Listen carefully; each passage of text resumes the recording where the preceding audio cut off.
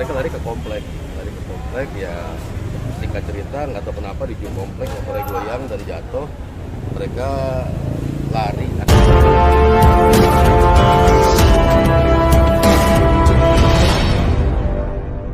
Mas Iwa, terkait kejadian kemarin yang sempat diambil handphonenya. Oh, ini dari IG gue ya? Iya. Oh, iya. Lupa sedekah kali gue ya. Habis jemput istri lagi pengen makan bubur di Radal, ya udah. Itu kejadiannya cepet banget. Jadi posisi gue tuh lagi ngasih lihat, gue habis ada sesi foto lah, nyari opsi mana yang bagus gitu kan. Jadi kaca gue buka sedikit karena gue ngerokok. Ya gue miring ke sini, padahal gue udah miring loh jauh. Itu tiba-tiba yang hilang, dan yang gue ngeh tuh tangannya udah mulai nyampe di perbatasan jendela kan. Gue nggak terlalu besar kok bukanya tuh jendelanya juga. Dia emang expert banget. Ya udah dia refleks gue cuma buka pintu. Tadi gue harapin dengan buka pintu tangannya masih nyangkut, tapi masih cepet banget gitu loh. Jadi emang nggak nyangkut tangannya. Ya udah dia naik lagi ke motor ya, karena ada yang nunggu dia kan. Ya udah, cuma satu soal itu ada beberapa kerjaan penting banget, data-datanya. Ya udah, aku kejar, sempat tuh berhenti dan nunjukin apa gitu, pokoknya ada gagang lah di sini lah, ada gagang. Ya cuman pikirannya waktu itu mindsetnya cuman yang data. Kejar terus sampai akhirnya sekitar hampir 2 meter baru akhirnya mereka mungkin panik ya, langsung lari, bukannya ke jalan raya. Mungkin kalau ke jalan raya selamat kali ya mereka ya. Mereka lari ke komplek ya, singkat cerita nggak tahu kenapa di ujung komplek motornya goyang dan jatuh, mereka lari akhirnya lewat ada kayak parit gitu lah, ada kayak kali kecil gitu di bagian belakang kompleknya. Ya udah ya mungkin karena panik, karena emang kan di komplek perumahan itu banyak yang nongkrong lah ya, akhirnya banyak yang kejar, sehingga mereka jadi goyang dan jatuh. Gue sih nggak bisa bohong kalau gue juga waktu itu kesel gitu ya, ngambil, tapi gue nggak bisa bohong juga ketika gue bersyukur banget mereka nggak ketangkep gitu loh, karena masa udah terlalu banyak. Gue yang ngeri aja gitu kalau emang sampai akhirnya ya elah handphone doang, sampai akhirnya kita nggak tahu ada masa kan. Ya gue ya ada bersyukurnya juga lah.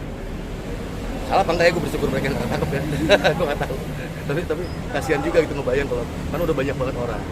Ya udahlah akhirnya motornya di situ, ya udah bikin laporan deh ke polisi. Tapi sejauh ini perkembangannya seperti apa sih? Sudah ketangkap atau sudah terdeteksi di mana keberadaannya? Karena dari motor biasanya ketahuan. Ya saya di sini ya plat nomornya bodong, yang jelas ya, motor bodong. Dan emang dari pihak kepolisian juga nanya apa kamu dilanjutin, saya bilang ya udahlah gitu kan. Tapi di sisi lain ya mereka bilang nggak apa-apa, pokoknya dari sayanya mau nggak dilanjutin juga, dan kita emang mesti ditindak karena memang ini rupanya kalau dari info dari kepolisian juga di bulan Agustus tuh yang laporan tuh udah hampir 20 laporan di daerah situ Antasari, Pegogan, Radio Dalem, Gandaria situ ya. Itu emang udah hampir 20 inilah, 20 laporan bulan Agustus aja loh. Itu yang lapor loh. Karena orang kan jarang juga, kenapa? Artinya nggak banyak juga yang nggak ngelapor mungkin gitu. Berarti kejadiannya lebih dari 20 kayaknya. Dan 20 laporan itu berarti memang belum ada tindakan apa-apa dari emang udah konon udah TO, dan sewaktu emang gue bilang ya udahlah, kalau gue sih emang gimana biar berjalan aja. Dari mereka juga, mereka komit ya ini akan kita tindak lanjutin dan akan diupdate setiap laporan itu. Ya kalau gue ya udahlah ya gitu. Dia juga kasian nombok malahan kali ya. Gue lagi nggak ngobrol tuh berdua tuh, yang muncengan tuh Lucy lagi salah-salahan tuh kayaknya. Jadi kayak cerita warkop dulu. Terus nasi motornya diapain Mas Iwa? Ya udah akhirnya saya serahin ke polisi lah. Ini tadi juga emang keluarga situ, pretelnya lucu juga nih. Bang, maaf, untuk handphone sendiri apa itu kan jenis iPhone? Aduh, nggak usah sebut. Nggak, maksudnya lebih mahalan motor ya berarti ya? Sosok lah pokoknya lah. Ya artinya ya pokoknya salah-salahan lah mereka berdua. Tapi waktu ngejar dia kan kabarnya mengeluarkan senjata tadi. Sempat kasih lihat gitu, sempat getar juga nggak sih? Apa maju terus? Mikirnya waktu itu cuma emang data sih ya, karena di mindset cuma yang gue mesti nyelamatin emang beberapa kerjaan yang lagi ngejar deadline. Jadi gue rencana emang habis makan nih emang bekerja lagi di rumah kan, lanjutin. Jadi emang udah apa ya, bukannya berani ya, tapi emang mungkin gue nggak tahu diri aja ya, karena sampai hari ini kaki gue pegel-pegel men.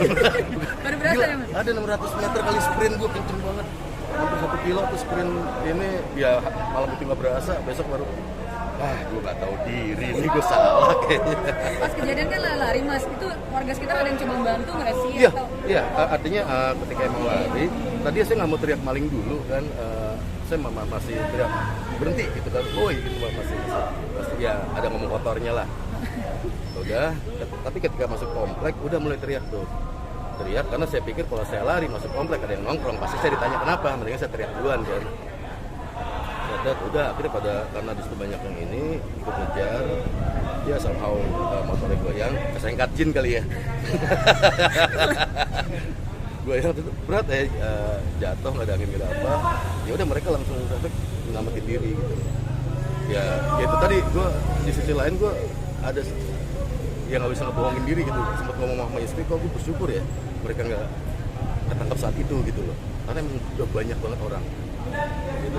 Dan biasanya pada masa gitu kan siapa yang mengontrol gitu loh, gue nggak mau ngomong anarki segala macam, tapi siapa yang mengontrol, yang latah-latahan ikut pulang kantor kesel ya, gue kesel pulang kantor gitu, kan ada aja yang kayak gitu kan.